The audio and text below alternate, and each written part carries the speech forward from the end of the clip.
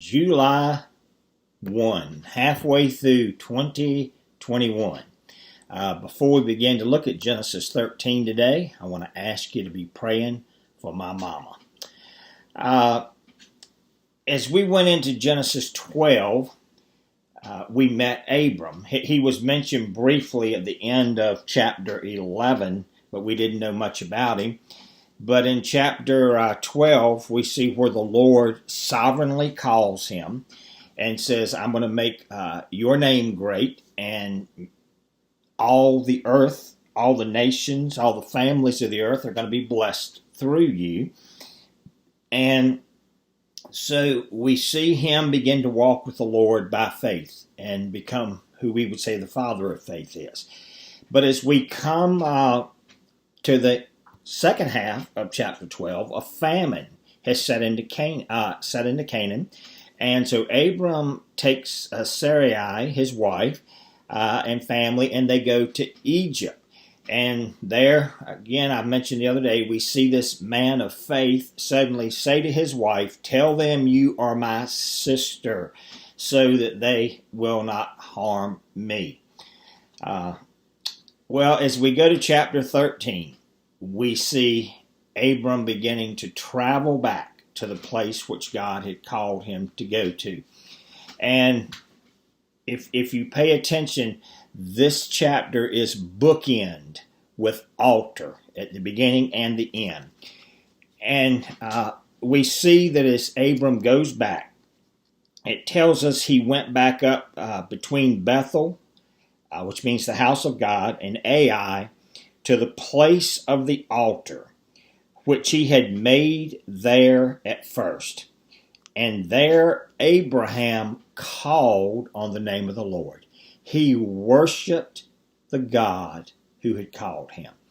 Now, Abraham is not part of this great, massive worship service. He has been called out. He has been called by faith to begin to walk with this God who has revealed himself to him.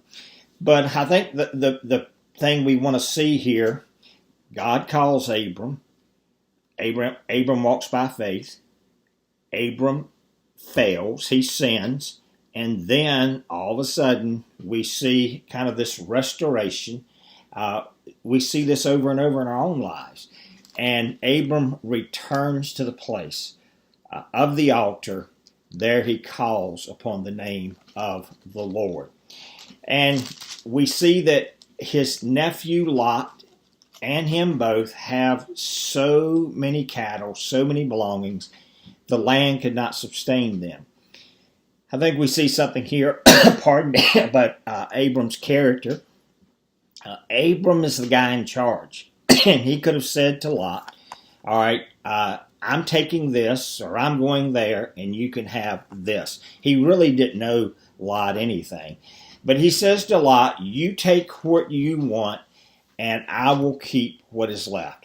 And Lot goes east, back towards Eden, which we're going to later learn. He's surrounded by the Sodom and Gomorrah, where it's very wicked. But there, Abram stays in the land that's more of a desert land. And we see, though, God's going to bless him because God has sovereignly called Abram. He has chosen him, and God is going to perform his purposes through Abram. And, after Lot leaves, in verse 14, it says, And the Lord spoke to Abram after Lot had separated, lift up your eyes now and look toward the place where you are, north, south, east, west. For all the land which you see, I'm going to give to you and your descendants forever. Now stop and think about this. When God calls Abram, he's in his 70s. They don't have a child, not a single child. And yet the Lord says to Abram, your descendants are going to be so many, they're like the dust of the earth. Now, we could spend time talking about that. And when you stop and consider, we think about the Jewish people. Actually, though, the Arabs were descendants through Ishmael, even though we think this is speaking, but obviously it's speaking about us as Christians who came to faith because of Judah, his great grandson. But so God believes, Abram believes God, and it was counted to him for righteousness. But then we go to the last verse. Then Abram moved his tent, went and dwelt by the timber trees of Mamre, which are in Hebron, and built an altar there to the Lord. Abram, he had clay feet. We're going to see him mess up again. We're going to see him not walk by faith. But altars were part of Abram's life because he was a man of worship.